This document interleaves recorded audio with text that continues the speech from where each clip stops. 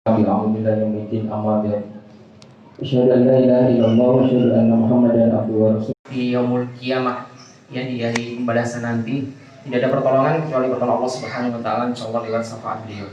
Bapak dan Ibu jamaah rahimakumullah, sebelum kajian pada malam hari kita mulai, terlebih dahulu kami sampaikan beberapa informasi. Mudah-mudahan ini bisa menambah semangat kita ya untuk ngaji di Nurul Islam ini. Yang pertama, alhamdulillah hari Ahad kemarin beliau dari Bapak Intel Kodim ya, alhamdulillah rawuh kesini silaturahim dan karena beliaunya ada tugas belajar kuliah lagi di Perwira di Bandung, beliau pesan tentang kegiatan ini. Walaupun mantau monitor ini ada mungkin yang bertugas juga ini dari Kodim yang rawuh untuk mewakili beliau. Kami ucapkan selamat datang kepada Bapak yang ditunjuk, Pak Heri dan kawan-kawan yang rawuh. Beliau Bapak Selamat selaku yang rawuh pada hari Ahad menyampaikan pesan bahwasanya untuk kajian di Nuris ini mau tetap dijaga. Apapun ya, dijaga dari sisi ketertiban, disiplin dalam protokol dan lain sebagainya. Karena luar biasa yang hadir, yang rawuh atau yang mengikuti kajian ini tidak main-main, artinya luar biasa banyak. Dan tentunya semua potensi yang ada di sini kita kerahkan bagaimana supaya ini bisa terlaksana dengan baik dan bisa istiqomah kita selalu mengadakan ya. Sekali lagi istiqomah selalu mengadakan karena memang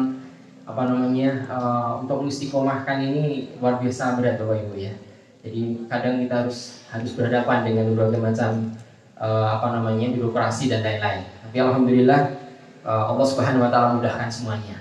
Kami ucapkan terima kasih pula kepada beliau Bapak yang mewakili, kemudian dari Kodim, dari Polri juga alhamdulillah rawuh. Mudah-mudahan panjenengan semuanya yang ikut hadir, rekan-rekan kami yang dari kepolisian, insyaallah ini ngaji yang luar biasa karena temanya spesial. Ya, sempat kita kemarin umumkan kajian ini rencana Ustadz imtihan. Ustadz masuk kita di pekan keempat atau kelima karena posisinya tema ini baru panas tentang materi ini, maka saya geser biar nanti mendampingi Ustadz Tengku. Ya, Ustadz Tengku insya Allah akan kita pasangkan ya, tapi di beda hari. Malam hari di pekan pertama kami undang beliau Ustadz Mas'ud Izul Mujahid LC untuk menyampaikan materi tentang pembelaan Rasulullah SAW ya. Bagaimana kita membela Rasulullah yang saat ini dihina habis-habisan. Mungkin nanti insya akan diterangkan ke beliau, disampaikan ke beliau. Kemudian pekan depan nanti kita juga akan materinya sama ya, tentang ini Ustadz Tengku ini spesialisnya ke Perancis ya, materi sejarahnya ya. Beliau Ustadz Tengku Azhar pekan depan. Pekan berikutnya lagi, pekan ketiga insya Allah mudah-mudahan sekali lagi Allah Subhanahu mudahkan semuanya dan memberikan yang terbaik kemudahan ya. Itu Ustadz di Asmoro Kurniawan di pekan ketiga. Sekali lagi mohon doanya, mudah-mudahan kami bisa tetap istiqomah untuk mengadakan kajian yang seperti ini. Kami ucapkan pula terima kasih kepada semua pihak hadirin, jamaah semua yang rawuh dan mendukung kegiatan ini. Tanpa dukungan panjangan semuanya, insya Allah tidak seperti ini lah. Jadi karena dukungan ini Ustadz Pasal bisa lihat ya, jamaah banyak alhamdulillah Ustadz ya. Jadi mudah-mudahan ini memberikan semangat kebangkitan daripada Islam insya Allah ya. Jadi ngomong diri mudah-mudahan bisa lebih maju daripada yang lain. Insya Allah Ustadz ya. Demikian mukadimah kami yang disampaikan. Mudah-mudahan ngaji kita di sini mendapatkan ridho dari Allah Subhanahu wa taala. Dan jangan lupa seperti biasa kita setelah kajian ada sedekah sayur ya, sedekah sayuran. Monggo nanti yang ingin mengambil silahkan, pengen menyampaikan maupun pengen bersedekah pun juga kita persilahkan ya, bisa menerima, bisa mengambil insyaallah. Dan nanti kita lanjutkan insyaallah pekan depan ya. Hari Jumat besok pagi pada subuh insyaallah untuk sedekah sayur. Jadi mohon bagi yang ingin bergabung bersama kami insyaallah bisa kita terima. Demikian beberapa informasi dan informasi kami sesuai dengan kesepakatan kami dengan pihak keamanan. Kita selesaikan nanti jam 9. Jadi sebelum jam 9 nanti bisa selesai saja ya, nanti untuk penutupan atau closingnya.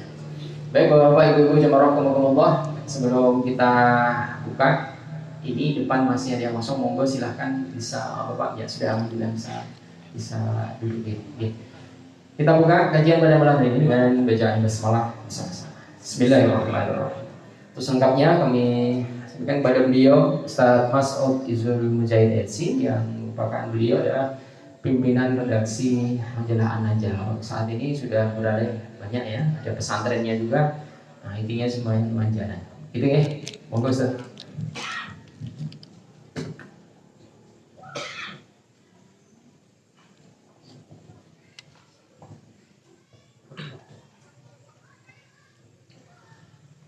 Bismillahirrahmanirrahim. Alhamdulillah, wassalatu wassalamu ala rasulillah wa ala alihi wa sahbihi wa wala. Yang saya hormati beliau Bapak Heru sebagai tuan rumah dan teman-teman Nurul Islam. Demikian juga yang saya hormati para aparatur negara yang telah mengawal kajian ini, para alim ulama, teman-teman sekalian yang telah menyediakan waktu di malam hari. Seharusnya malam ini mungkin kita asyik bersama keluarga, ngobrol bareng ataupun tidur lebih awal, tapi kita luangkan waktu untuk duduk bersama di tempat yang berbarokah ini dalam rangka mencari ridho Allah Subhanahu wa taala dan sebagai sebuah bentuk pembelaan kita terhadap Nabi kita Muhammad sallallahu alaihi wasallam. Kepada semuanya saya ucapkan Assalamualaikum warahmatullahi wabarakatuh. Innal hamdalillah nahmaduhu wa nasta'inuhu wa nastaghfiruh wa na'udzu billahi min shururi anfusina wa min sayyiati a'malina may yahdihillahu fahuwal muhtadi wa may yudlilhu fala hadiyalah. Asyhadu an la ilaha illallah wa asyhadu anna Muhammadan 'abduhu wa rasuluh. Allahumma shalli wa sallim ala nabiyyina Muhammadin wa ala alihi wa ashabihi wa mawala. Rabbi shrah li sadri wa yassir li amri wahlul 'uqdatam min lisani yafqahu qawli. Jemaah sekalian, alhamdulillah di tempat yang berbarokah, di waktu yang berbarokah ini kita bisa duduk bersama dalam rangka tawasau bil haqqi, tawasau bis sabar. Kita duduk bersama dalam rangka beribadah kepada Allah dengan cara menuntut ilmu, dan kita berdoa mudah-mudahan apa yang kita lakukan dicatat oleh Allah Subhanahu wa taala sebagai amal soleh. Jemaah sekalian, di masa-masa yang penuh dengan fitnah ini kita sangat membutuhkan amal soleh agar kita bisa istiqomah. Allah Subhanahu wa taala menjelaskan bahwa salah satu sebab Allah memberi hidayah kepada kita, membimbing kita ke jalan yang lurus adalah amal soleh yang banyak. Allah mengatakan, Innal ladzina amanu wa 'amilus solihati yahdihim rabbuhum biimanihim. Sesungguhnya orang-orang beriman lalu banyak melakukan perbuatan baik, maka Allah Subhanahu wa taala akan menunjuki mereka, yahdihim. Kalau kita pernah belajar bahasa Arab, yahdihim itu namanya fi'il mudhari. Fi'il mudhari menunjukkan dua hal. Satu, sedang terjadi, yang kedua istimroriyah, keberlanjutan. Allah akan senantiasa membimbing mereka karena iman dan amal soleh yang mereka lakukan. Masyarakat muslimin, ibadah ngaji adalah amal soleh yang patut kita lazimi, komitmen di atasnya agar kita bisa istiqomah jemaah sekalian. Karena kita nggak tahu mana di antara amal soleh yang kita lakukan ini akan menyelamatkan anak-anak kita dari perbuatan zina.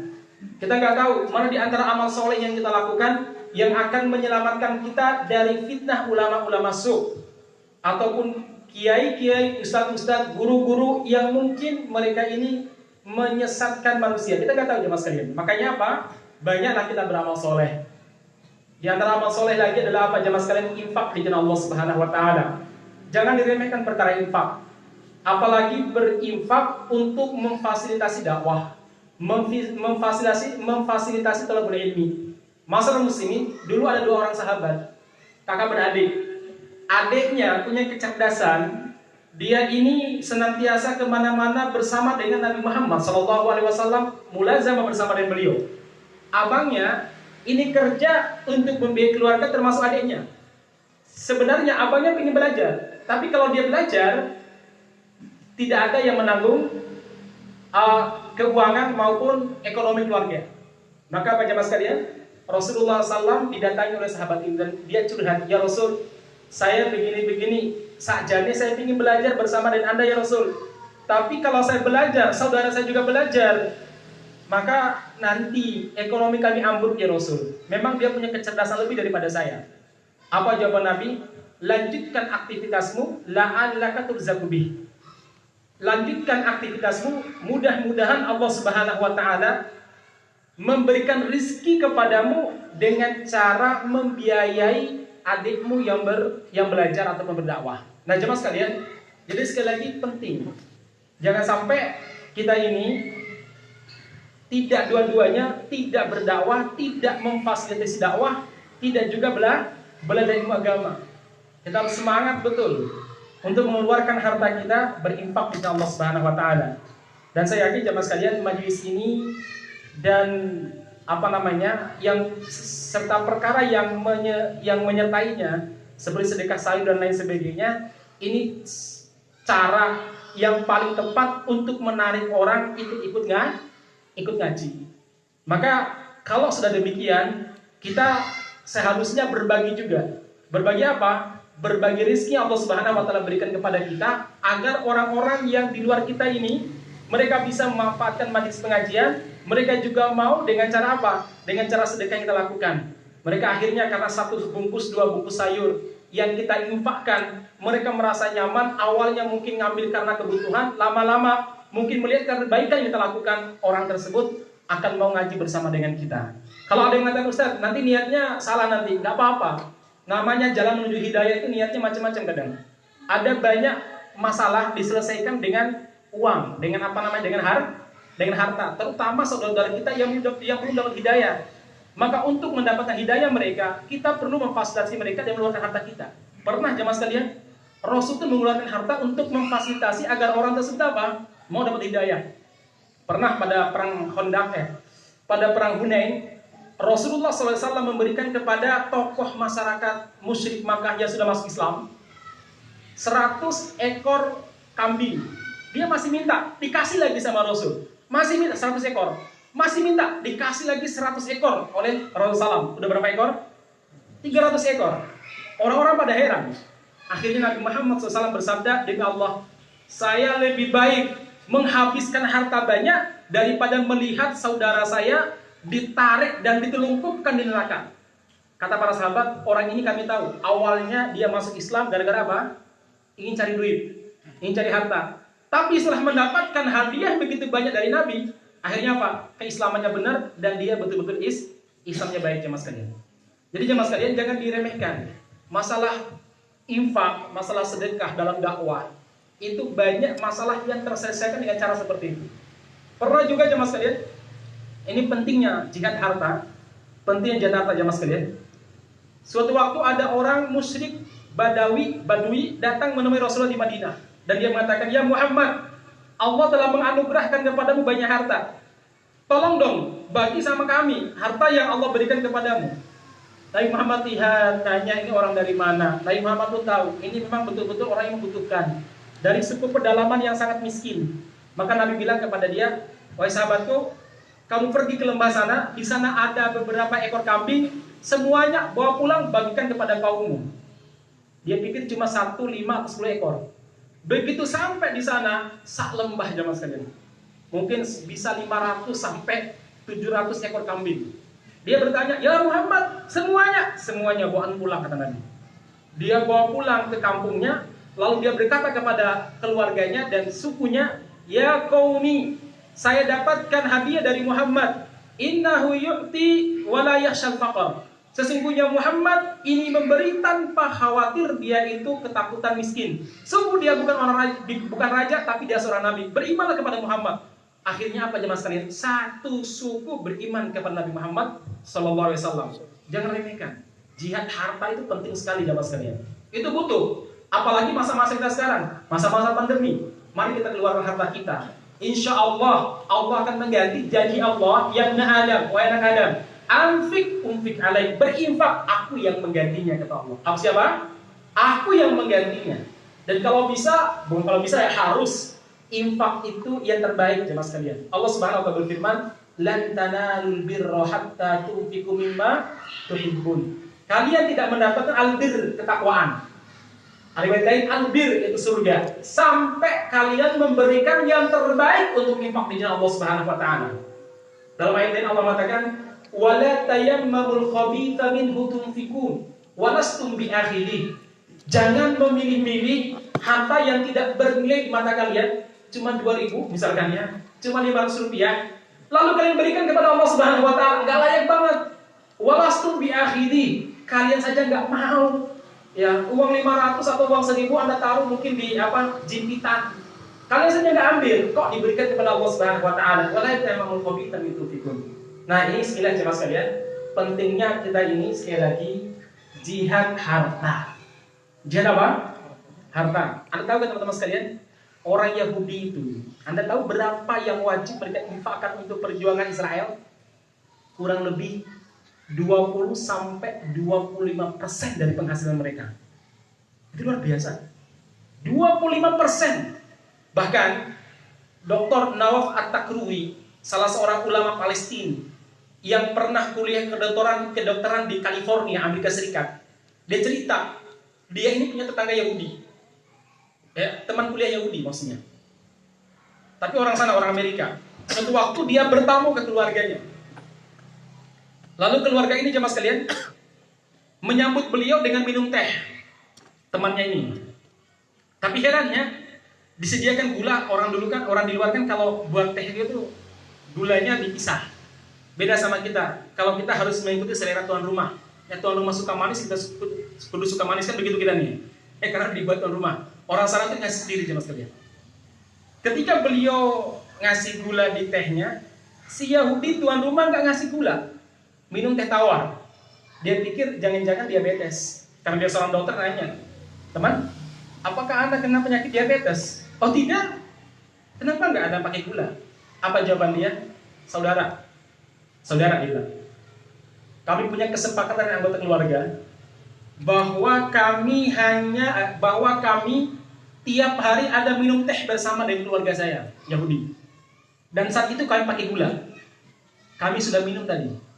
Dan kalau minum dengan tamu kami nggak boleh pakai gula. Kenapa? Sebagian uang gula yang seharusnya kami gunakan saat bersama dengan tamu, kami tabung, walaupun nilainya sekian dolar, tapi kalau dikumpulkan per bulan 5 orang saja itu bisa 200 atau 500 dolar. Itu kami infakkan dan kami kirim ke Israel untuk membantu saudara kami di Israel." Kaget luar biasa dia ini. Dia nanya lagi, "Apakah cuma segitu?" "Enggak. Kami orang Yahudi di Amerika Serikat, 40% pendapatan kami berikan untuk membiayai negara Israel." Wajar kalau mereka punya kekuatan jemaah sekalian. Bukan karena kaya, tapi karena Yahudinya dermawan. Di saat yang bersamaan, muslimnya pelit. Ya, nggak bisa. Bukan karena orang-orang Yahudi kaya-kaya, enggak juga. Muslim kaya raya jemaah sekalian. Kita di Indonesia ini banyak kok muslim yang kaya. Di Wonogiri ini saja banyak kok muslim yang kaya.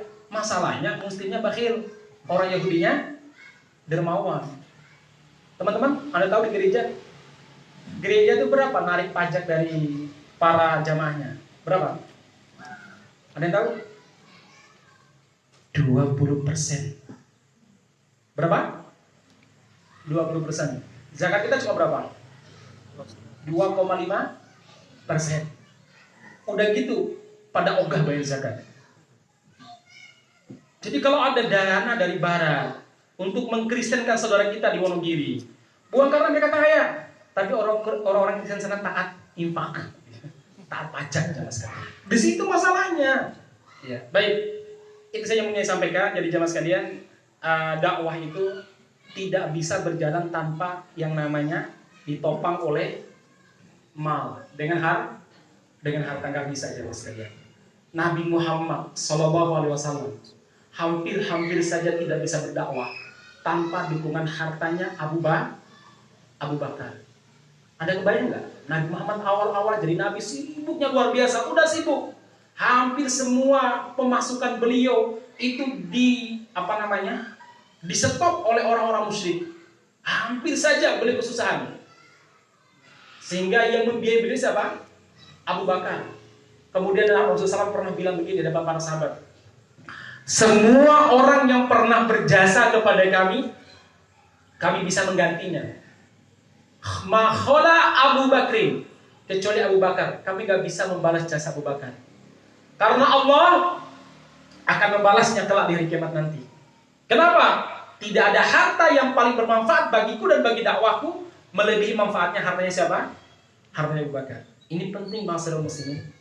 Dan yakinlah, seyakin-yakinnya, apa yang kita infakkan ali anfusikum itu pasti kembali kepada kita. Di dunia akan kembali kepada kita dan di akhirat akan kembali kepada kita. Enaknya muslim kalau suka berinfak, di dunia akan dijauhkan dari penyakit, di akhirat dijauhkan dari neraka. Subhanallah teman sekalian. Mari kita sama-sama menguatkan jiwa kita agar kita ini terlibat aktif dalam dakwah. Kalau nggak bisa ngisi pengajian, kita nggak jadi panitia, minimal harta kita membersamai dakwah kita di mana-mana teman sekalian. Begitu ya. Barakallahu fiikum. Monggo lah, saya yakin lah. Yang datang ngambil saya itu orang-orang butuh. Awal-awal mungkin dia agak nggak suka dengan pengajian, tapi lama-kelamaan mungkin dia berubah cara berpikirnya ketika kita memberi kebaikan. Baik, jemaah sekalian, kita lanjut pada kajian kita, materinya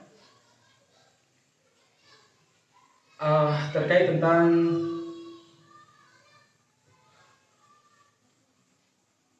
Rasulullah Sallallahu Alaihi Wasallam.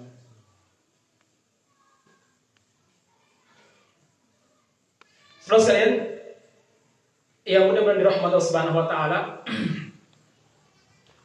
saya tidak akan bicara banyak biografi Nabi, karena bagaimanapun kita sudah banyak membicarakannya. Kalau saya di Solo pakai buku ini ada berapa ya? Ada 1, 2, 3 majelis pengajian saya pakai buku ini, Ar-Rahibul Maktum, sejarah Nabi. Ada yang sudah selesai, ada yang pertengahan, ada macam-macam. Mempelajari sejarah Nabi. Tidak perlu kita ceritakan banyak ya mas kalian, karena panjang lebar. Tapi seharusnya kita wajib belajar sejarah Nabi. Insya Allah dari waktu. Itu harus kajian rutin per minggu ya. Kalau kajian bulanan malah lupa ya. Nah jemaah sekalian, kita berbicara tentang kehormatan Rasulullah SAW. Kita berbicara tentang Rasul pilihan Allah Subhanahu Wa Taala. Rasul yang namanya telah disebutkan oleh Allah Subhanahu Wa Taala ribuan tahun bahkan jutaan tahun sebelum beliau diciptakan jemaah sekalian.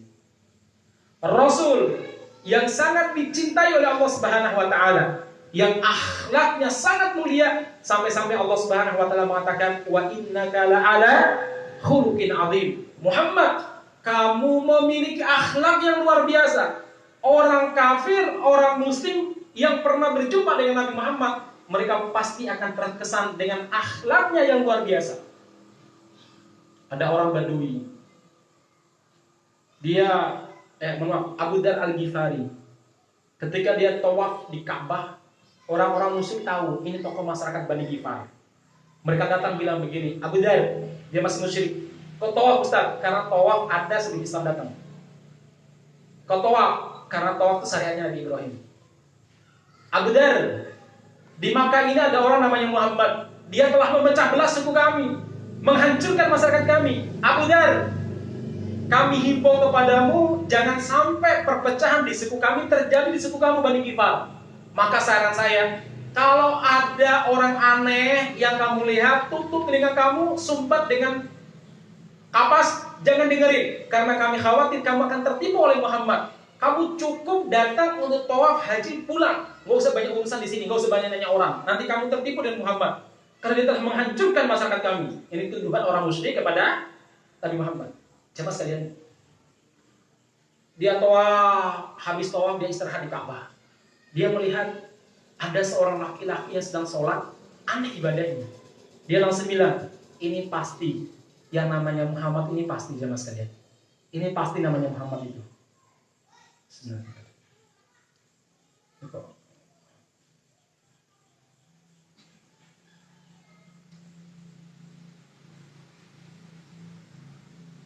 Ini pasti yang namanya Muhammad.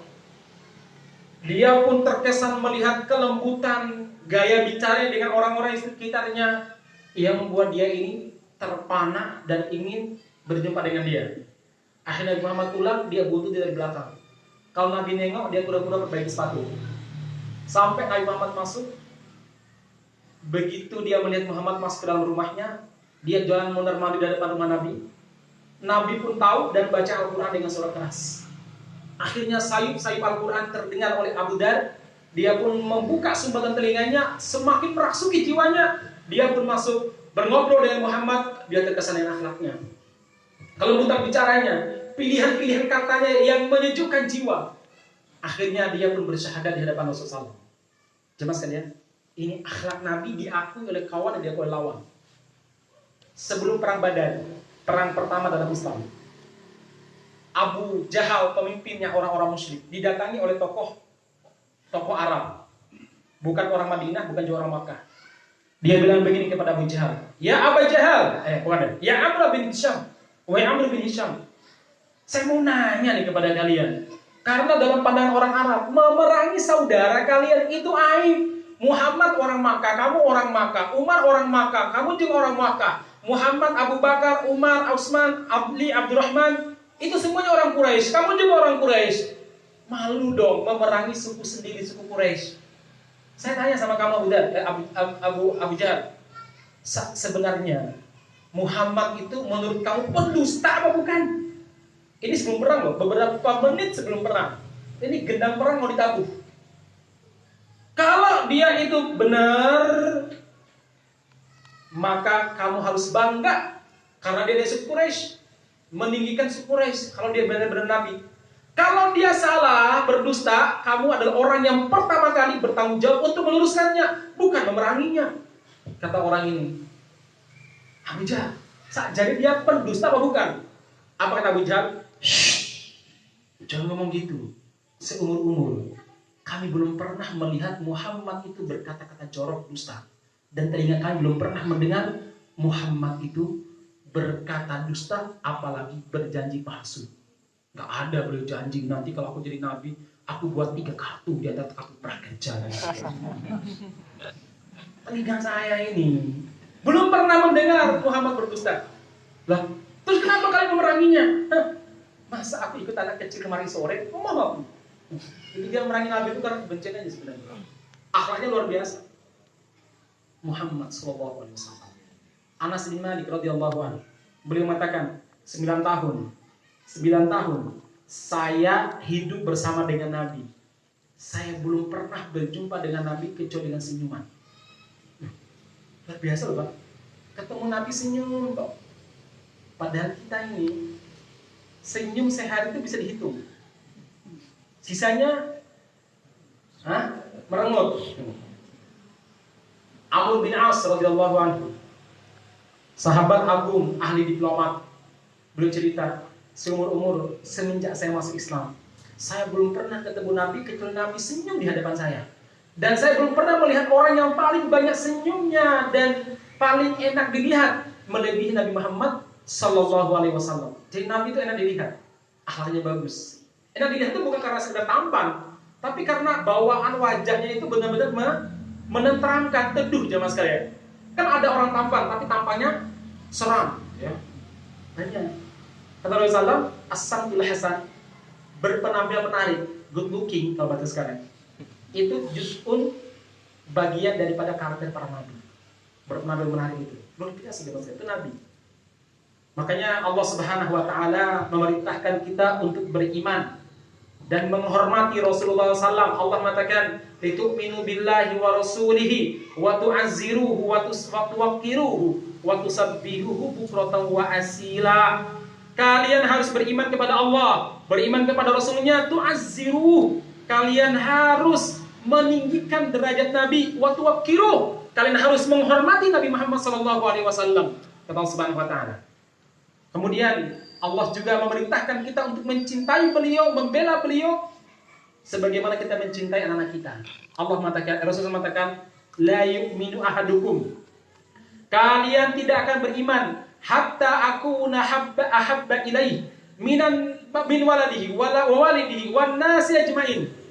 Kalian tidak beriman sampai kalian mencintai aku melebihi kecintaan kalian kepada anak kalian, orang tua kalian, dan seluruh manusia. Jadi cinta sama Nabi, membela Nabi jemaah sekalian, itu bukan cinta biasa, tapi ini adalah cinta iman yang dengannya pintu surga terbuka untuk kita, yang dengannya ridha Allah Subhanahu wa taala akan kita dapatkan. Tapi Anda tidak mencintai orang di sekitar Anda, belum tentu Anda itu berbahaya. Belum tentu Anda itu akan celaka, belum tentu jemaah sekalian. Apalagi mencintai pemimpin yang suka berbohong, belum tentu Anda itu berbahaya nanti di akhirat. Malah mencintainya berupa kecelakaan mungkin. Nah jemaah sekalian, jadi sekali lagi ini penting. Cinta kepada Rasulullah itu cinta iman. Sampai jemaah sekalian, Allah mengatakan nyawa dan raga kaum muslimin harus siap dikorbankan untuk membela Rasulullah. Allah mengatakan an-nabi, nabi kalian itu Muhammad aula bil mu'minina min anfusihim wa azwajuhum ummahatuhum. Itu lebih layak, lebih berharga dari nyawa orang-orang beriman itu sendiri. Istri-istri Nabi adalah ibu bagi kita. Coba bayangkan Allah mengatakan an-nabi, nabi itu jemaah sekalian, aula, lebih berharga, lebih bernilai bagi orang beriman daripada nyawa mereka. Masalah muslimin, ini nabi kita Muhammad sallallahu alaihi wasallam.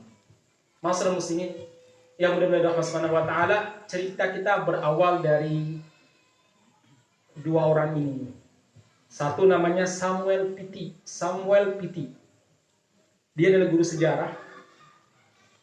Dia mengambil kartun yang dibuat oleh Charlie Hebdo, sebuah majalah yang betul-betul provokatif,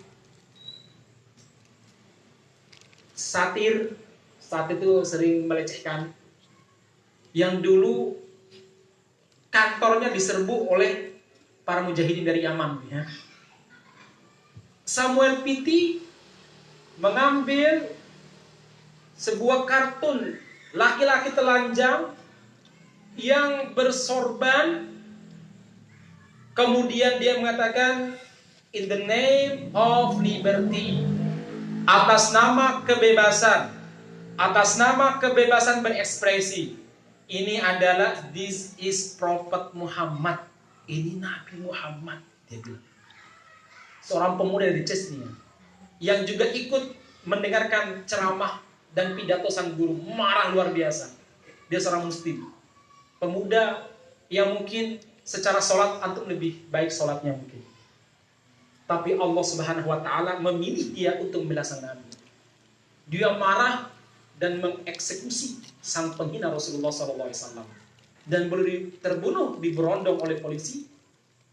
Yang membuat kita marah lagi adalah apa jemaah sekalian? Presiden yang bernama Emmanuel Macron yang menikahi seorang nenek-nenek. Dia dengan marah mengatakan bahwa Samuel Pitti itu adalah the hero of liberty, pahlawan kebebasan. Bukan sampai di situ aja. Dia bawa itu kartun dari Charlie Hebdo, gambar tadi, dia pampang di depan parlemen atas nama kebebasan. Dia mengatakan ini Perancis melindungi kebebasan di sini. Beberapa hari kemudian, salah seorang wanita dari Italia, seingat saya, membuat gambar istrinya udah tua, udah nenek, udah 60-an tahun. Itu seperti monyet, marah dia. Wanita ini bilang, kenapa kamu marah? Ini kebebasan berekspresi juga. Ternyata mereka nggak terima disebut kebebasan berekspresi. Kaum muslimin melakukan disebut teroris. Kalau mereka melakukan penghinaan disebut apa? Kebebasan berekspresi. Ini jemaah sekalian. Akhirnya apa? Pro kontra terjadi mana-mana. Terjadi mana-mana. Jemaah sekalian. Ya, Erdogan mengatakan bahwa Macron itu adalah presiden yang terkena penyakit mental, membutuhkan perawatan tingkat mental. Marah Erdogan. Keturunan Muhammad Al-Fatih ini mengatakan bahwa apa? Umat Islam sedunia, apalagi Turki, harus memboikot semua produk-produk Perancis. Ini kata siapa namanya? Kata Erdogan, jamaah sekalian.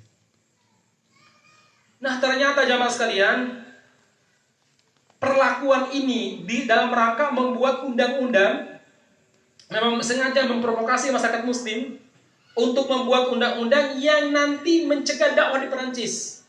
Ini dijelaskan oleh salah seorang syekh. Dia mengatakan Presiden Prancis Macron, perangnya adalah kepada Islam, bukan kepada kaum radikal. Dia berupaya menerbitkan undang-undang yang memerangi warga muslim Prancis. Oleh karenanya, dia memprovokasi warga muslim lewat karikatur penistaan dengan tujuan menggiring mereka kepada konfrontasi langsung. Dr. Dagi Al-Ajmi, boleh menjelaskan jemaah sekalian? Jemaah sekalian yang mudah dirahmati Subhanahu wa taala, hanya yang menjadi masalah bagi kita adalah apa?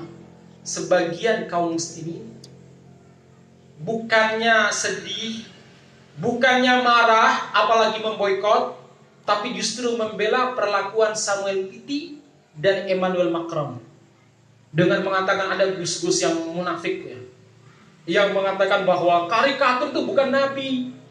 Wong kita belum pernah lihat wajah nabi, yang membuat karikatur juga belum pernah lihat wajah nabi. Kenapa ente marah?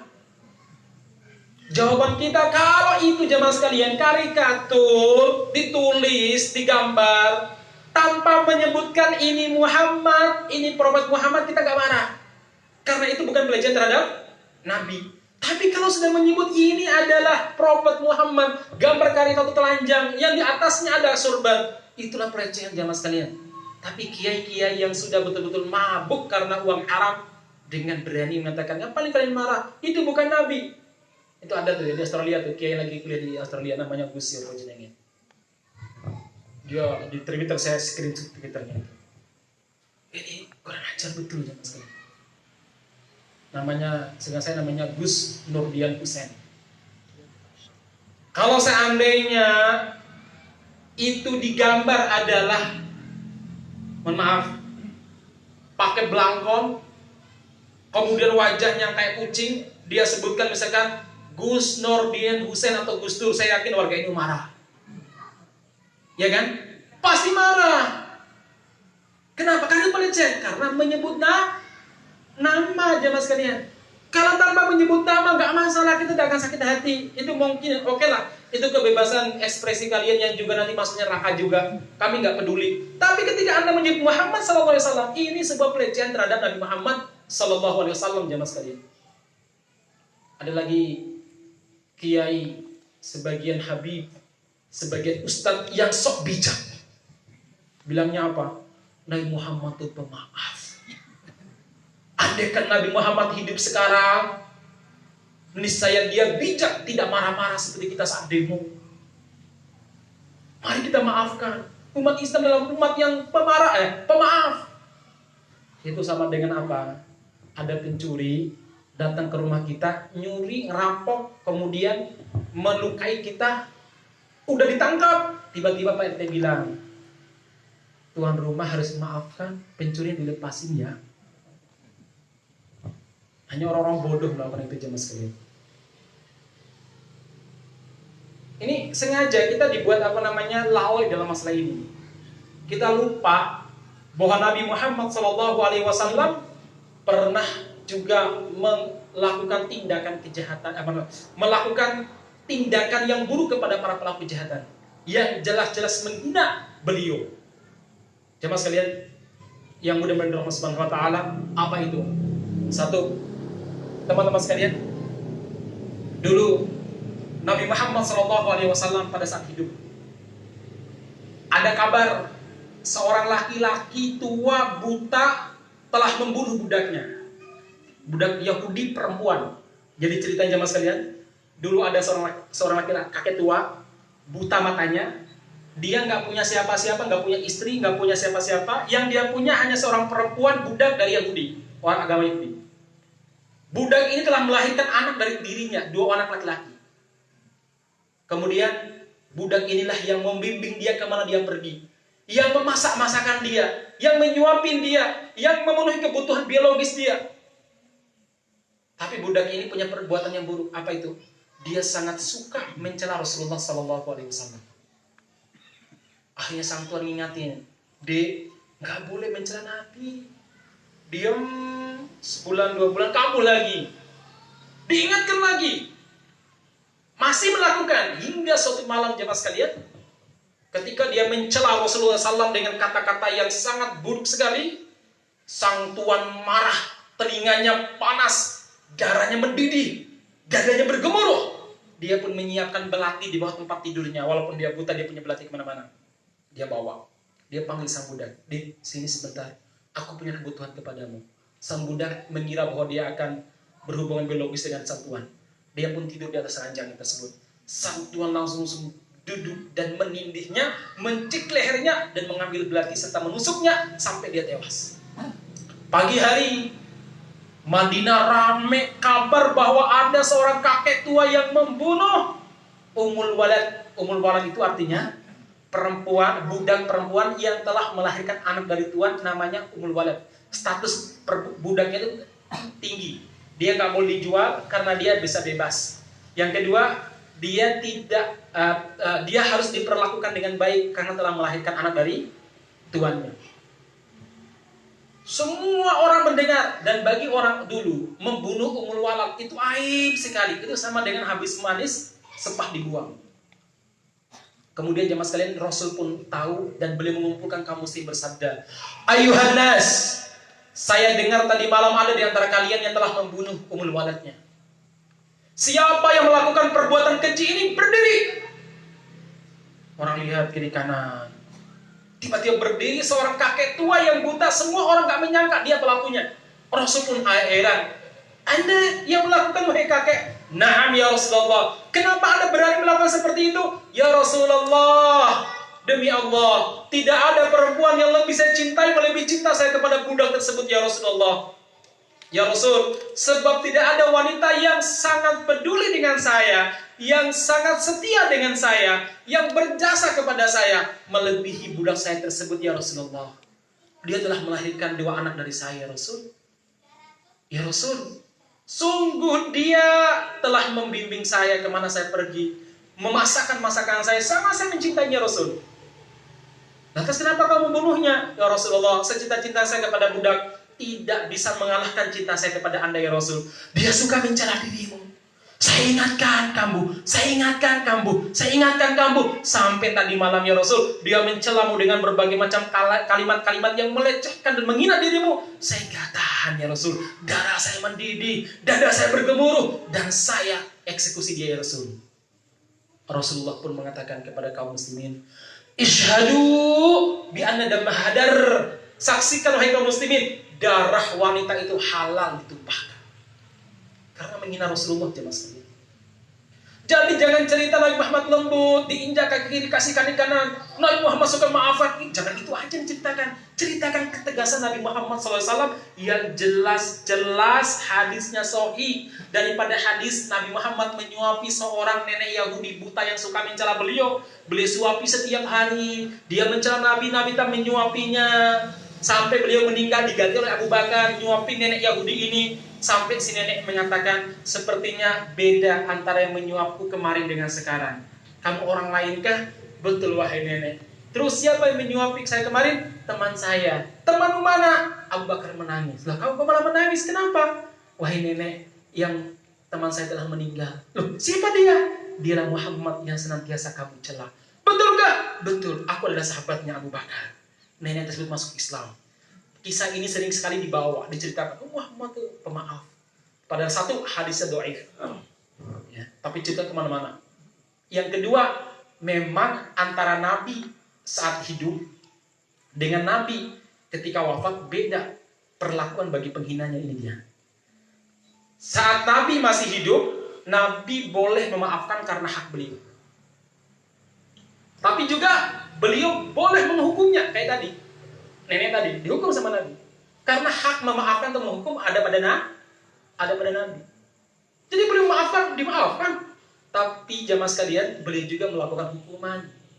Pernah gak teman-teman dengar namanya Ka'ab bin Ashraf? Tokoh Yahudi, pinter, ganteng, kaya raya, punya istana, punya benteng kuat, punya prajurit pilihan. Semua jenis senjata, dia bisa memainkan pedang, panah, tombak, dia pintar. Tapi dia suka mencela Nabi. Saking sombongnya suka mencela Nabi. Akhirnya Nabi suatu waktu berbicara kepada para sahabat. "Mali wali Ka'ab bin Ashraf, innahu qad ada Rasulullah." Ini hadis sahih juga, Bukhari juga nih. "Siapakah di antara kalian yang mau memberikan pelajaran kepada Ka'ab bin Ashraf. Sungguh dia telah mencela dan melecehkan utusan Allah Subhanahu wa taala, Rasulullah. Akhirnya berdirilah seorang sahabat yang dikatakan sebagai prajurit yang betul-betul kesatria, namanya Muhammad ibnu Maslamah, yang semua orang tahu dia ini kekuatan tempurnya sama dengan satu peleton pasukan. Ini betul-betul Kopassus betul ini ya. Pasukan luar biasa ini. Pernah ada suatu waktu jemaah sekalian, Nabi itu memerintahkan seseorang mengembalakan kambing beliau. Unta Nabi. Digembalakan keluar kota Madinah, akhirnya ada para perampok jumlahnya 20-an lebih. Merampok unta Nabi dan membunuh sang pengembala dengan cara yang mengerikan. Disayat-sayat, dijemur di tengah padang pasir sampai sang pengembala meninggal kehabisan darah dan kehausan. Rasul pun meminta kepada sahabat untuk mengejar orang tersebut, dikejar oleh Muhammad ibnu Maslamah sendirian. 1 berbanding 20/25. Begitu udah dekat, udah jarak tembak panah, boleh bersembunyi saat mereka istirahat, lalu Muhammad ibnu Maslamah pun menembak mereka dengan panah yang sangat cepat sekali. Jadi nembak beliau itu udah insting. Jadi 1 detik itu 1 sampai 2 2 busur, 2 anak panah. Beda sama kita ya. 1 anak panah 2 sampai 5 menit. Lihat dulu. Pasang lagi. Kalau beliau mah udah insting banget nih ya. Dan pindah 1, 2, 3 pindah keliling ya. Orang menyangka, para perampok menyangka ini mereka diserang satu peleton pasukan. Ada yang meninggal, ada yang terluka. Akhirnya yang terluka pada angkat tangan. Datanglah Muhammad ibnu Maslamah mengikat mereka. Setelah mereka digiring kota Madinah, baru tahu mereka. Ternyata yang menyerang mereka hanya 1 orang, Muhammad ibnu Maslamah. Masya Allah. Akhirnya para perampok ini dikisos sama Nabi. Apa itu? Walaupun 1 orang mereka bunuh, tapi dibunuh bersama-sama. Nabi pun menyayat-nyayat mereka, dijemur tengah padang pasir dan mati kehabisan darah. Itu kisos namanya maksudnya.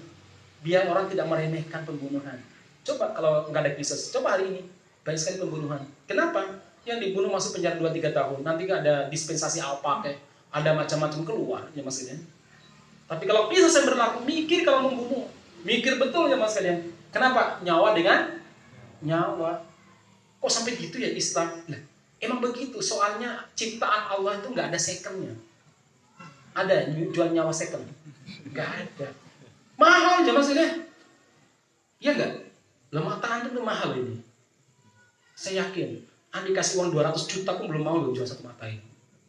Apalagi jantung kita, apalagi bagian dalam organ tubuh luar biasa. Maka Islam itu wajibkan kisos karena mahal ya mas.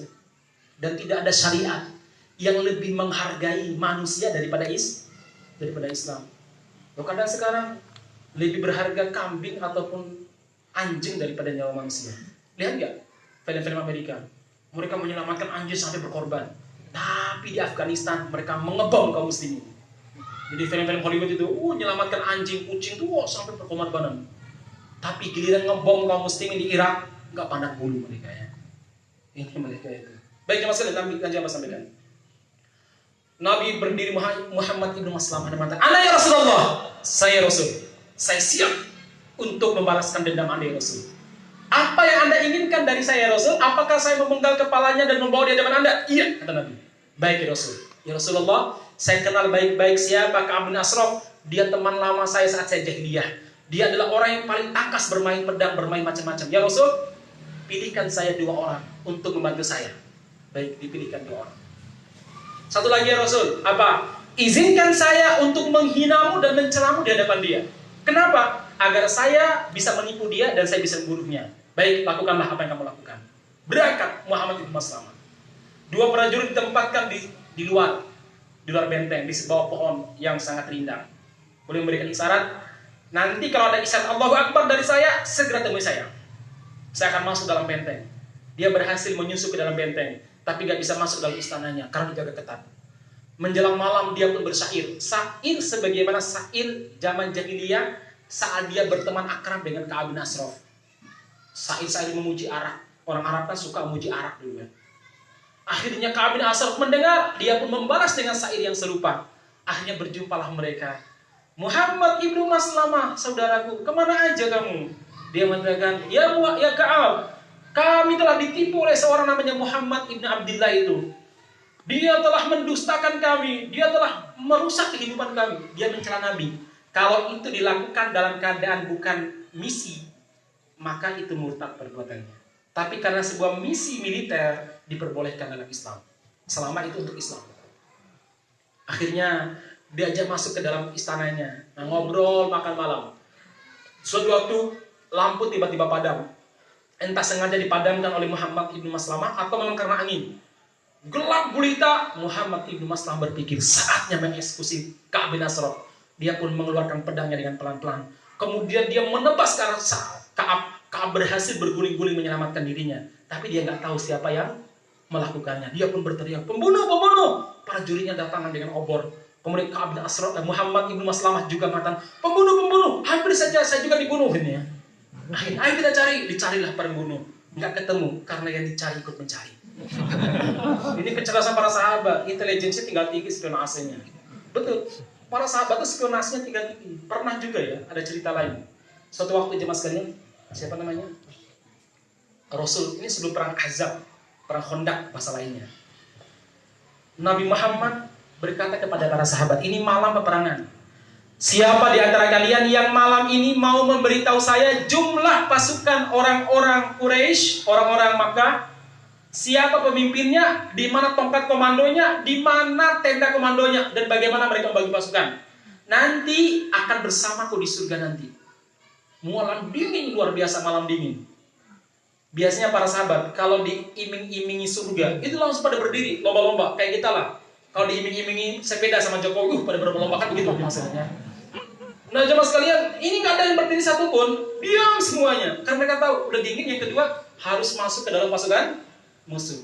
Nabi lihat kiri kanan gak ada. Akhirnya Nabi nunjuk, kamu berdiri, kata Nabi. Hudzaifah bin Yaman, berangkatlah kamu cari tahu kondisi mereka.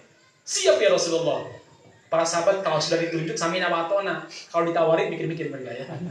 Lalu bayangkan masuk ke musuh jemaah sekalian. Akhirnya Hudzaifah berjalan dalam kondisi dingin, tapi beliau gak merasakan dingin karena Allah memberikan rahmat kepada beliau. Beliau naik turun lembah dan berhasil menyusup ke pasukan musuh, bahkan di tenda komandonya. Jarak beliau dengan Abu Sufyan sebagai panglima tertinggi saat itu sebelum masuk Islam itu kurang lebih 1-2 tombak. Artinya kalau beliau nyerang itu bisa membunuhnya. Tapi kalau misi beliau hanya mengumpulkan informasi, beliau tak membunuhnya. Akhirnya Abu Sufyan bilang begini, beliau curiga, jangan-jangan ada penyusup. Kalian tengok kiri kanan, kenali siapa kiri kanan kalian. Hudzaifah langsung, kamu siapa? Kamu siapa? Dari mana kamu bilang, kamu siapa? Belum nanya kiri kanan tapi beliau gak ditanya. Berhasil selamat. Itu kecerdasan para sahabat. Jadi spionasi tingkat tinggi jemaah sekalian. Mereka itu apa namanya? Walaupun pangkatnya kopral, tapi kecerdasannya jenderal. Beda di sebagian negara. Ya, pangkatnya jenderal, tapi kemampuannya hansip. Itu banyak. Kata Habib Rizik loh ya. Udah turun, udah datang nih? Oh nggak jadi datang ya. Baik jemaah sekalian, kembali pas sampaikan tadi. Akhirnya Muhammad ibnu Maslamah berpikir, ini kalau dibunuh di istananya nggak mungkin. Karena para jurinya udah siaga. Dia tahu dilemanya Ka'ab. Apa? Suka dipuji. Jadi kalau dipuji lupa daratan. Terasa di langit. Kalau lupa daratan berarti di langit ya. Ya, dipuji dia. Ya Ka'ab, sungguh saya pernah melihat bulan purnama yang sangat indah. Saya bersumpah bahwa tidak ada yang mampu menyamai keindahan bulan purnama. Tapi ketika saya melihat wajahmu, saya menyadari ternyata sumpah saya salah. Karena wajahmu lebih indah daripada bulan purnama. Guys, semakin tersanjung. Ya Ka'ab, saya telah berjumpa dengan berbagai macam suku, berbagai macam kabilah. Saya sudah bertemu dengan para laki-laki Arab. Tapi saya belum pernah melihat laki-laki setampan dan segagah kamu, wahai Ka'ab. Terbuai itu maksudnya. Dipuji-puji terus ya Ka'ab. Semua orang punya wanita, tapi tidak ada wanita-wanita yang dimiliki secantik wanita-wanitamu. Karena orang dulu, orang Arab ataupun orang Yahudi dulu, itu nek punya istri itu nggak berbilang ya mas. Jadi kalau ada yang bilang bahwa Islam memperbolehkan poligami, bohong. Masih cuma Islam yang memperbolehkan, bohong itu. Jemaah sekalian, dulu itu orang poligami itu nggak kenal batas. Ada yang 8 istrinya, 10 istrinya, 20 istrinya. Mau Yahudi, Kristen, Persia, poligami zaman biyen, Mbak. Nah Islam datang dibatasi. Hanya berapa?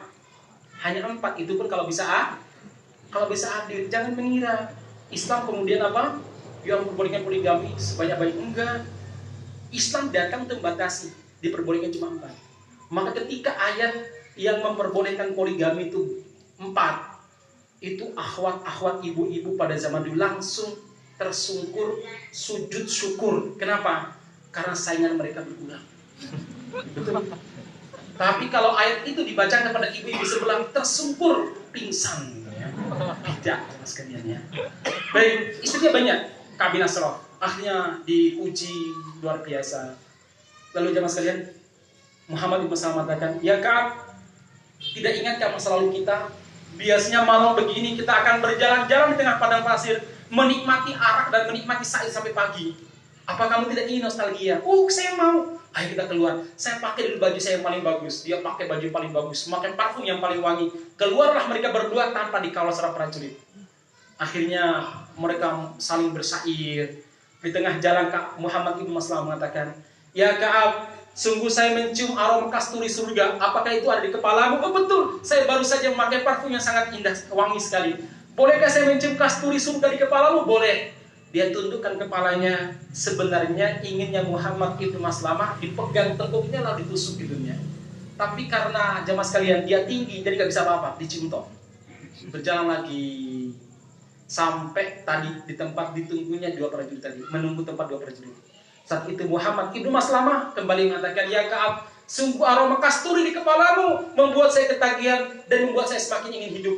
Bolehkah aku mencium kesekian kali ini? Oh boleh saudaraku. Dia tunduk lebih bawah. Saat itulah Ka'ab bin Ashraf berteriak, Allahu Akbar, mati kamu seallah. Beliau pun menusuknya dan masih dilawan oleh Ka'ab bin Ashraf. 2 prajurit berhasil membunuhnya juga. Dan Ka'ab bin Ashraf meninggal dalam keadaan teriakan yang sangat keras yang didengar oleh orang-orang di bentengnya saat itu. Kemudian salah seorang di antara mereka yang terluka dari 3 orang ini karena kena sabetan malam hari kan pakai pedang, nggak kelihatan. Akhirnya Muhammad ibn Maslamah membawa kepala Ka'ab bin Ashraf di hadapan Nabi. Saat Nabi melihat mereka bertiga, Nabi Muhammad bertakbir, Allahu Akbar. Semuanya bertakbir. Lalu Nabi Muhammad mengatakan, apa kalian berhasil? Berhasil ya Rasul. Kemudian menyerahkan kepalanya Ka'ab bin Ashraf kepada Nabi Muhammad. Ya Rasulullah, inilah kepala orang yang senantiasa menghinamu, menistamu ya Rasulullah. Rasul pun mendoakan mereka bertiga, semoga Allah Subhanahu wa taala memutihkan dan memberikan cahaya kepada wajah-wajah kalian telah di hari kiamat nanti. Mereka pun juga mendoakan, ya Rasulullah, semoga wajahmu terjaga dari berbagai macam kejahatan musuh. Akhirnya Rasul mengatakan, adakah di antara kalian terluka? Ada ya Rasulullah. Bawa ke sini yang terluka. Dipapalah sahabat yang terluka. Dia sudah sangat lemas, darahnya sudah banyak mengalir. Kemudian Nabi mengatakan, Bismillahirrahmanirrahim. Buka tanganmu, jangan pegang lukamu. Dibukalah tangannya, Nabi pun meludahi sebanyak 3 kali. 3 kali, sembuh seketika, darah berhenti mengalir. Luka tertutup, rasa sakit hilang. Masya Allah. Tapi itu mukjizat. Jangan coba kepada saudara Anda. Nah jamaah sekalian, yang mudah-mudahan dirahmati Subhanahu wa taala. Ini mukjizat. Anda jangan coba jamaah sekalian ya. Sembuh seketika. Saya cuma cerita jamaah sekalian. Bahwa Nabi itu lembut. Tapi saat boleh dihina, boleh tegas. Kadang memaafkan, tapi kadang juga menghukum. Pernah gak boleh memaafkan? Banyak. Pernah boleh menghukum? Banyak juga. Bahkan jamaah sekalian, ditulis dalam disertasi juara 1 internasional ini. Disebutkan pada perang Ahzab tadi Yahudi Bani Quraidah yang sudah bersepakat dengan Nabi Muhammad untuk membela Madinah, tidak bekerja sama dengan orang kafir.